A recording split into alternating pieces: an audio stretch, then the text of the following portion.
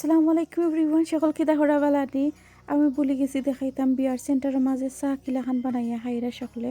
তো আপনারা দেখতে পারবা এখানে মাঝে চা যে মজার চা আছিল তার আর এদিনকু আর চাওয়ালাখান বানাইয়া সপ্তাহ রেডি করে তো রাখছেন।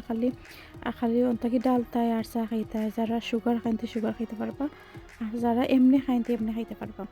তো অন্য তারা খাইরা কি চাই একজন পরে একজন নিয়ে বানাই বানাই খাইরা কি তো আমি তোরা আপনার লগে শেয়ার করছি। আর লাস্টে দেখতে পারবা স্টেজও হাজানি কি লেখানো হয়েছে, বিয়ার দেখাইতাম বলে গেছিলাম। তো আপনারা দেখতে থাকুকা, দেখে আমার ভিডিওর লগে থাকুকা, লাইক কমেন্ট শেয়ার করে আমার লগে থাকুকা।